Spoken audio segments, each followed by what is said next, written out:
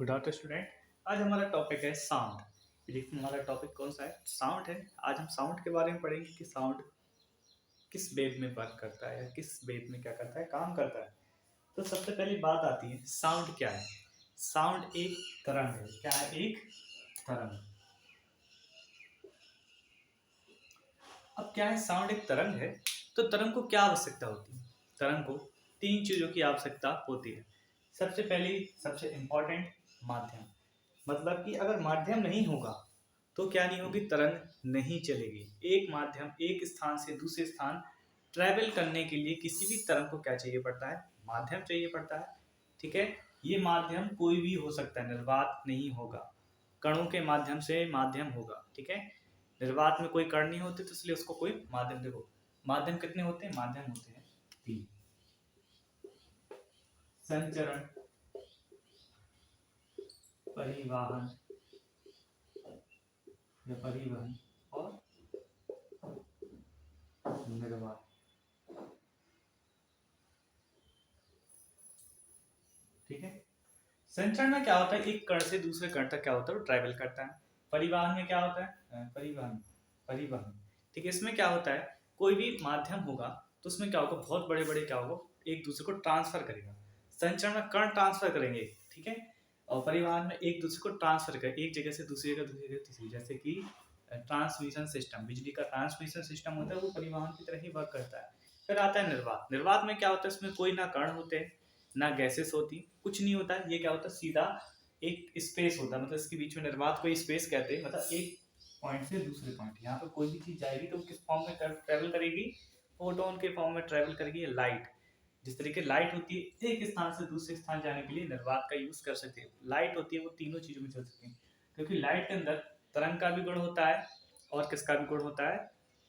एक तरीके से उसमें तरंग का गुण होता है और मात्रा का भी गुण होता है तरंग लाइट में। ठीक है।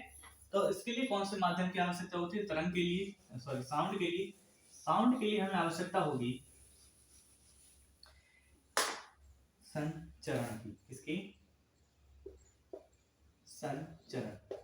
एक स्थान से दूसरे स्थान ट्रेवल करने के लिए साउंड को संचरण की आवश्यकता होती है, क्योंकि साउंड क्या होता है? एक तरंग होती है जो एक कण से दूसरे कण को क्या करती है? एनर्जी ट्रांसफर करते हुए आगे की ओर क्या करता है? बढ़ता है। ठीक है। और अगर ये आगे की ओर नहीं, कण नहीं होंगे तो आगे की ओर नहीं बढ़ पाएगा। अगर बीच में स्पेस है या निर्वात है या जिसको कह लो वैक्यूम है, तो वो क्या नहीं होगा? आगे नहीं बढ़ पाएगा। क्या? साउंड। इसलिए हम कहते हैं अंतरिक्ष में साउंड जो कम्युनिकेशन होता है वो डायरेक्ट नहीं होता, इसलिए वहां पे फोन का यूज किया जाता है। ठीक है। वायरलेस फोन का यूज किया जाता है, जिससे क्या होता है? एक दूसरे से कांटेक्ट करते हैं। कौन? एस्ट्रोनॉट क्या करते हैं? एक दूसरे कांटेक्ट करते हैं उसी के माध्यम से। ठीक है। साउंड के लिए क्या होते हैं? तीन महत्वपूर्ण बातें होती हैं। कौन सी होती हैं? सबसे पहली बात, इसको क्या चाहिए? माध्यम चाहिए। माध्यम नहीं होगा तो क्या नहीं होगा? ये वर्क नहीं करेगा या आगे की ओर नहीं बढ़ेगा। और संचरण में क्या होता है? कण अपना स्थान नहीं छोड़ते। स्थान नहीं छोड़ते। ऐसा नहीं सोचोगे आप कि यहाँ से हम बोला तो ये कण स्थान छोड़ के उस तरफ पहुंच के नहीं, ये लोग ट्रांसफर करते हैं। परिवहन में क्या होता है? कण अपना स्थान छोड़ता है। किसमें? परिवहन या ट्रांसमिशन में तरीके से होता है। ट्रांसमिशन मतलब परिवहन ही होता है, एक जगह से दूसरी जगह जाता है तो वो क्या होता है? ट्रांसमिट होता है। ठीक है। फिर तीसरी बात आती है, यह किस तरंग के रूप में काम करेगा? ये करेगा अनुदैर्ध्य तरंग के रूप में। क्या करेगा? साउंड वर्क करता है।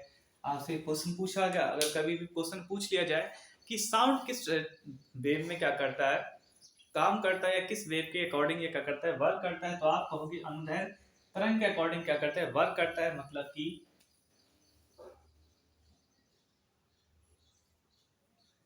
सघन विरल आपको बताया था हमने इस चीज में।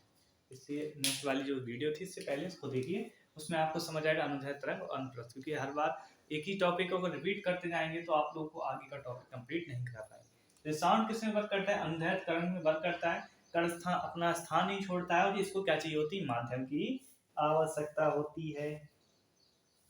ठीक है।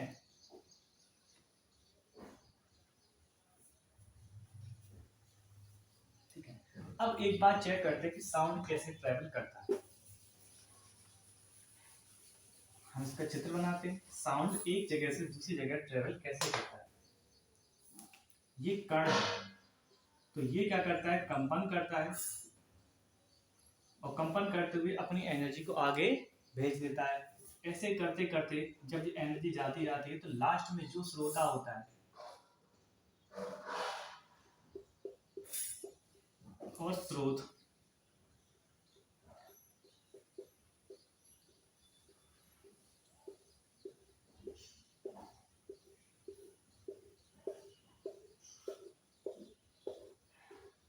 ठीक है।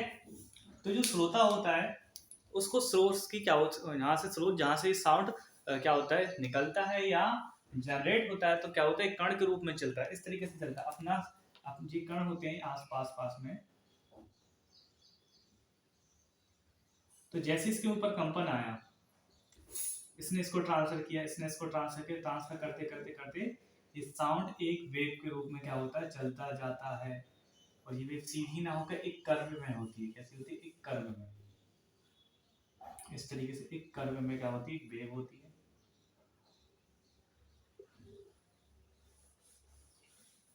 ठीक है, एक कर्व में क्या होती है, वेव होती है, जो क्या चलती है आगे की तरफ चलती है। कौन सी, साउंड की वेव। ठीक है, और इसमें एक अच्छी बात ये है कि ये साउंड क्या होता है ओनली फॉर सरफेस पे ही वर्क करता है, वाटर में ये काम नहीं करता है। क्या साउंड को वाटर में कोई भी तरीके की क्या नहीं होता, ज्यादा आगे तक नहीं, क्योंकि वाटर में बोल ही नहीं सकते। क्या करते, स्रोत के द्वारा हम बोल ही नहीं सकेंगे, तो क्या होगा, साउंड नहीं। फिर भी इसके लिए और भी तकनीकें हैं जो क्या की गई हैं, डेवलप की गई हैं। ठीक है, इस तरीके की याद रखना कि पानी में और स्पेस में क्या नहीं कर सकते, वाटर में और स्पेस में, ठीक है, या किसी भी द्रव के अंदर और स्पेस में या वैक्यूम में हम क्या नहीं कर सकते, साउंड को ट्रैवल नहीं करा सकते, एक स्थान से दूसरे स्थान पर भेज नहीं सकते। इसका विशेष रूप से आप लोग ध्यान रखना। ठीक है, हम ये चेक करते हैं कि साउंड, नेक्स्ट वाला जाओ।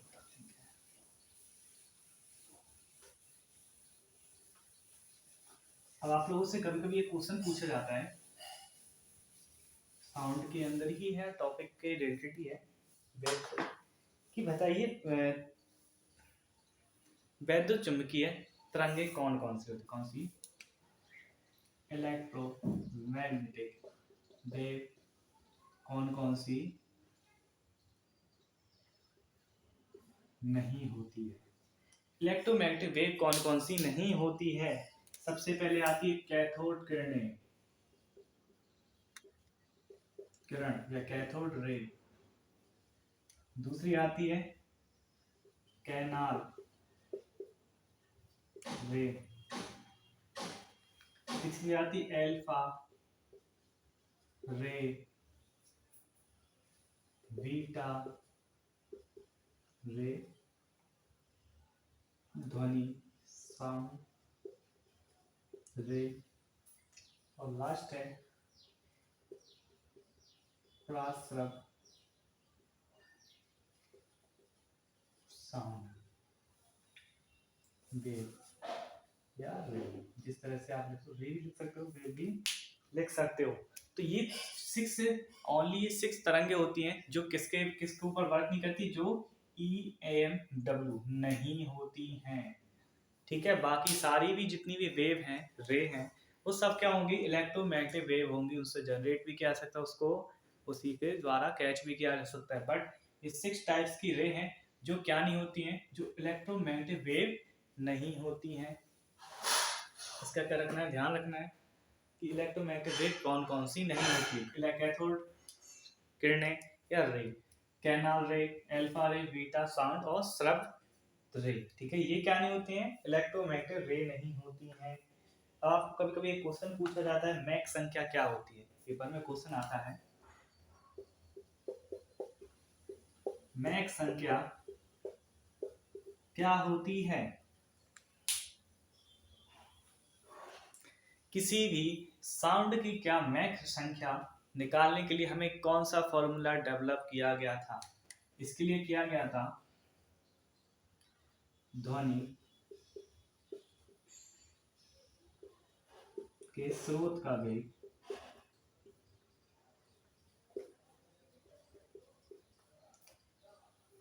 Velocity of sound source and upon में क्या आएगा,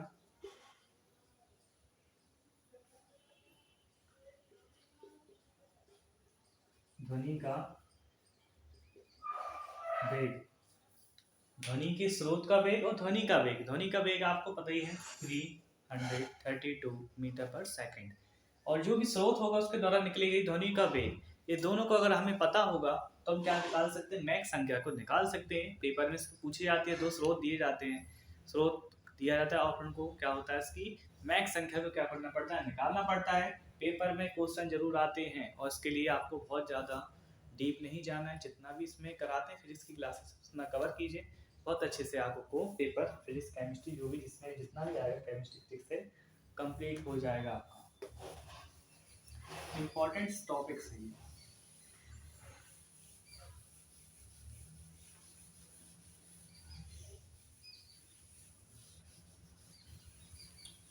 फिर आती है नेक्स्ट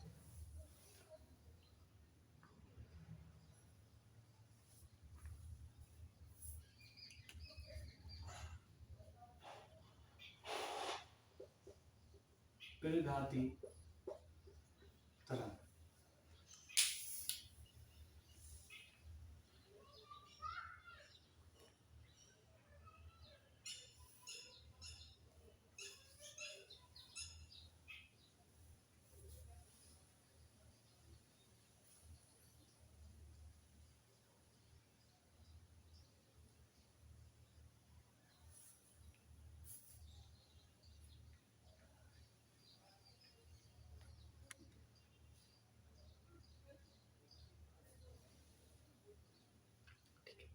प्राघाती तरंग, जब कोई पिंड, ठीक है, जब किसी पिंड की गति क्या हो जाती है, जब किसी पिंड की गति यानी कि चाल ध्वनिक हो जाती, मतलब ध्वनि से भी ज्यादा हो जाती है, तब क्या होता है, तब ये कोई भी पिंड होता है जब उसकी इसकी चाल ज्यादा हो जाएगी ध्वनि से ज्यादा, तो क्या करेंगे, पीछे की तरफ एक लाइन छोड़ता हुआ क्या करता है, जाता है। पिंड आगे की तरफ बढ़ेगा और क्या होगा, एक लाइन की तरफ क्या करेगा, छोड़ता हुआ जाएगा, जो क्या होता है खुले आसमान से स्पेस में देखी जा सकती है। ठीक है, क्या करेगा, इसमें क्या होता है, जब किसी की भी चाल ज्यादा हो जाएगी तो क्या करेगा, एक लाइन छोड़ेगा साउंड रिफ्लेक्टर की तरफ, क्योंकि वो बताएगा कि यहाँ ये जो पीछे की तरफ पूंछ छूटी हुई है, इस ऑब्जेक्ट की जो चाल है वो क्या होगी, ध्वनि से भी क्या है, ज्यादा है। इसलिए वो ऑब्जेक्ट क्या करता है, पीछे एक लाइन छोड़ता है और इसकी ध्वनि की चाल कितनी होती है, परात वैद्युत, मतलब कि 20,000 हर्ट्ज जो होती है ना, उससे भी ज्यादा होती है। ठीक है, 20,000 हर्ट्ज से भी क्या होती है, ज्यादा होती है, जो हम सुनाई देने मतलब जो सुनाई देती है। बट ये क्या होती है, जब ये फैलती है, ठीक है, जब ये फैलती है तब क्या होता है, जो श्रोता होता है, जो श्रोता होता है, जिसको जो सुनता है इस ध्वनि को, तो उसके धमाका सा प्रतीत होता है। क्या होता है, एक धमाका सा प्रतीत होता है, तब ये साउंड सुनाई उसको देता है, मतलब एक बहुत जोरदार धमाका, तभी इसको बोलते हैं प्राघाती तरंग। इससे क्या होता है, कान के पर्दे भी फट सकते हैं। इसलिए बोला जाता है कि जब बहुत क्या बोलते हैं, राफेल्स और भी विमान हुए, इनकी क्या होती है, चाल ध्वनि से भी ज़्यादा होती है, तो जब इनको मतलब चलाते हैं तो आसपास लोगों को अलर्ट कर दिया जाता है कि आप अपने कानों को एक खास उपकरण की सहायता से ढक ले। इससे क्या नहीं होते, कान के पर्दे नहीं फटते और इस ध्वनि से डैमेज नहीं होता। साउंड से भी ज़्यादा चाल होगी तो धमाका तो सुनाई देगी, क्योंकि ये क्या है, प्राघाती तरंग है, ऑलरेडी पता चलता है प्राघाती तरंग ये उनको प्रघात करती है, हमला कर सकती है इस तरीके से, इसलिए इसको प्राघात तरंग कहते हैं। और जब जो ऊंचे आसन में पहुंचता है, दूरी ज़्यादा होती है, तो इसका वो क्या होता है, साउंड बहुत टाइम बाद सुनाई देता है, मतलब कि निकलने के बाद प्रकाश के जैसे, प्रकाश पहले दिखाई देता है, साउंड बाद में सुनाई देता है। ठीक है, और ये बहुत सारे स्पेस में नहीं होता, इसको लिए भी, इसके लिए भी माध्यम की आवश्यकता होती है, इस चीज़ का ध्यान रखना। ठीक है,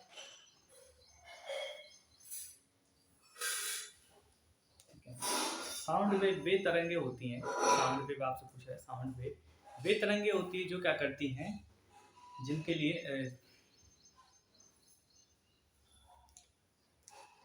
वे तरंगें जो ध्वनि का क्या करती हैं, संचरण करती हैं, साउंड वेव कहलाती है, मतलब कि जो क्या करती है, ध्वनि का संचरण, मतलब आगे इसकी तरफ जाती है, बढ़ती हैं।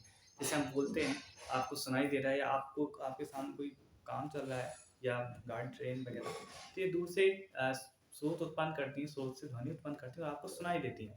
मतलब ध्वनि के संचरण करती है वे तरंगे जो ध्वनि का क्या करते हैं, संचरण, मतलब आगे की तरफ बढ़ाती हैं, उनको साउंड वेव कहते हैं। सिंपल डेफिनेशन है इसके लिए, केवल अनुदैर्ध्य तरंगे ही होती हैं जो क्या करते हैं, सुनाई देती हैं, और अनुप्रस्थ तरंगे नहीं होती। कौन सी होती हैं, अनुदैर्ध्य तरंगे होती हैं। ठीक है, अब चलते हैं ध्वनि के तरंगों का आवर्ती मतलब कि रेंज। भैया कौन कौन से रेंज की क्या होती है, ये ध्वनि तरंगे होती हैं।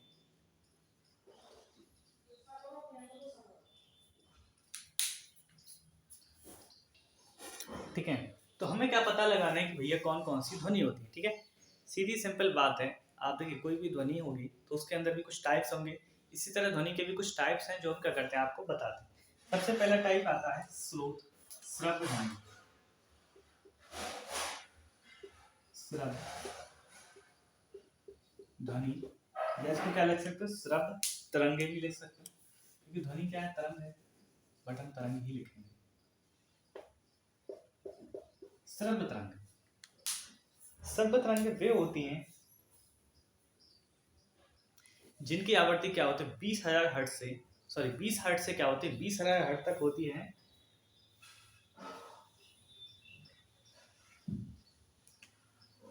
कहां से कहां तक होती है, 20 हर्ट्ज से 20,000 हर्ट्ज तक, या 20 किलो हर्ट्ज तक भी आता है, केजी में आता है 20 किलो हर्ट्ज तक। तो इनको क्या कर सकते हैं, इनको मनुष्य सुन सकता है। किसको, 20 से 20,000 हर्ट्ज तक की ध्वनि को इंसान या कोई भी मनुष्य होगा वो क्या करेगा, सुनेगा। अगर ये ध्वनि आप जिसको सुनाई नहीं दे रही है तो या तो उसके कान में कुछ प्रॉब्लम है, या उसके पर्दों में कुछ प्रॉब्लम, या कुछ कान में है। ठीक है, क्योंकि 20 से 20,000 हर्ट्ज तक की ध्वनि क्या कर सकते हैं, मनुष्य सुन सकता है।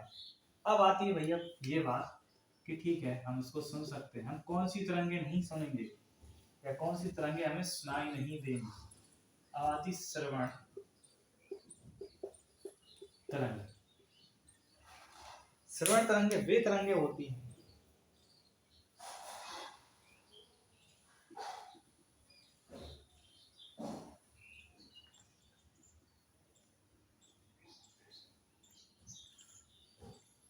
या इनको बोलते हैं श्रवण तरंगे। श्रवण तरंगे वो तरंगे होती है जो 20 हर्ट्ज से 20,000 हर्ट्ज के बीच में होती हैं। मतलब कि जरूरी नहीं है बहुत धीरे से सुनाई दे रही तो हम सुने उस चीज को। ठीक है, एक तरीके से आंकड़ा जो पहले बताया गया था 20 हर्ट्ज से 20,000 हर्ट्ज तक की अनुमान से क्या कर सकता है, ध्वनि सुन सकता है। किसी को 20,000 हर्ट्ज की सुनाई नहीं दे रही हो, किसी को 20 हर्ट्ज की सुनाई दे रही हो, इससे 20 से 30 से सुनाई दे रही है, किसी को 40 से, मतलब कि इसके बीच में सुनाई देने वाली सभी ध्वनियां जिनको आसानी से सुना जा सकता है उनको श्रवण तरंगे कहते हैं, जिनको हम आसानी से सुन सकते हैं। और श्रव्य तरंगे जिनको हम सुन सकते हैं, इसको क्या कहते हैं, आसानी से। एक शब्द जोड़ दिया इसमें, आसानी से। 20 हर्ट्ज से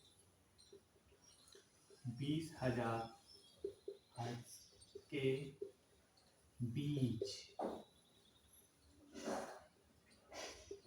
बीच में जरूरी नहीं है, हम सुन तो सकते हैं बट दो शब्द इसमें अलग अलग। अगर आपसे पूछा जाए श्रवण तरंगे कहाँ से कहाँ तक के बीच होती हैं, तो आप कहोगे 20 हर्ट्ज से 20,000 हर्ट्ज के बीच में होती हैं। ठीक है, जिनको हम क्या कर सकते हैं, आसानी से सुन सकते हैं। और अगर ये क्वेश्चन आया तो श्रव्य तरंगे कहाँ से कहाँ तक, तो आप कहोगे सिंपल लैंग्वेज में 20 हर्ट्ज से 20,000 हर्ट्ज तक, 20 हर्ट्ज से 20,000 हर्ट्ज तक। और ये पूछा है श्रवण तरंगे मतलब आसानी से सुन सकते हैं, तो इसको बोलते हैं 20 हर्ट्ज से 20,000 हर्ट्ज के बीच में। एक शब्द जोड़ दिया गया, पूरा उसका चेंज हो गया। ठीक है, ये हमारा था पहला पार्ट रेंज का। अब आता है दूसरा। दूसरा क्या है, दूसरे वाले में क्या करते हैं, पूछते हैं। इसमें आता है अपस्रव तरंगे। अपस्रव तरंगे, तो ये अपस्रव तरंगे क्या होती हैं, कौन सी तरंगे होती है, अपस्रव होती है 20 हर्ट्ज से कम ध्वनि की तरंग। 20 हर्ट्ज से कम की तरंगों को हम कहते हैं अपस्रव तरंगे। इसको इंसान नहीं सुन सकता, क्या नहीं कर सकते, इसको सुन नहीं सकते। ठीक है। जैसे कि इंसान के शरीर में ही एक अंग होता है जिसको कहते हैं हृदय। हृदय की ध्वनि को भी 20,000 हर्ट्ज से कम की ध्वनि में क्या किया जाता है, गिना जाता है, क्योंकि इंसान इसको भी नहीं सुन सकता बिना किसी उपकरण की सहायता से। ठीक है, इसलिए 20,000 हर्ट्ज से कम का अगर आपसे कोई क्वेश्चन पूछ लिया जाए कि 20,000 हर्ट्ज से कम की ध्वनि किस में उत्पन्न होती है, ऑप्शन दिए होंगे उसमें, अगर हृदय भी दिया है, हृदय दिया, हार्ट दिया या दिल दिया, ठीक है, तो उसके में भी क्या होगा, वो सही होगा कि जो हृदय होता है उसकी ध्वनि क्या होती है, 20,000 हर्ट्ज से क्या होती है, कम होती है। और इसको इंसान क्या नहीं कर सकता, सुन नहीं सकता बिना किसी उपकरण की सहायता से। कान लगा के सुनोगे बहुत शांति से तब सुनाई देगी, ठीक है, वैसे सुनाई नहीं देगी।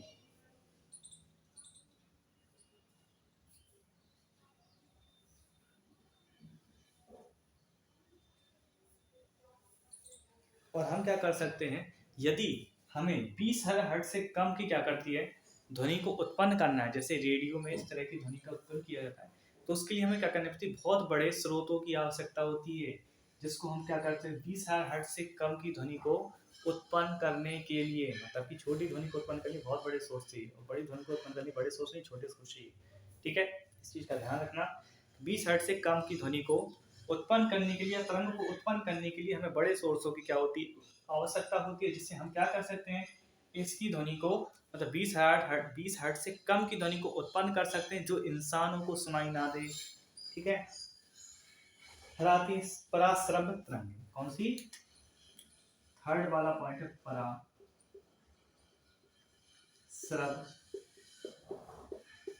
तरंग।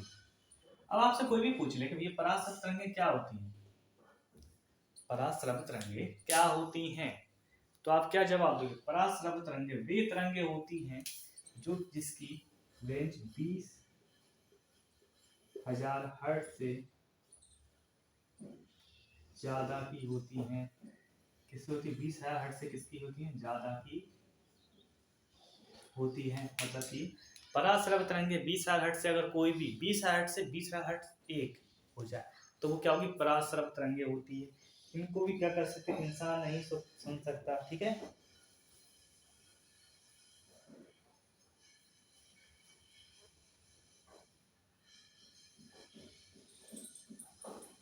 ठीक है, पराश्रव्य तरंगें क्या होती हैं, 20,000 हर्ट्ज से ज्यादा तरंगें होती हैं और इसको इंसान नहीं सुन सकता। बट कुछ पदार्थ होते हैं जैसे कि zinc oxide,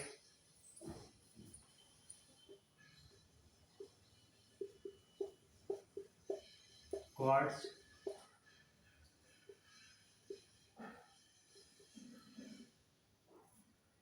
zinc oxide, quartz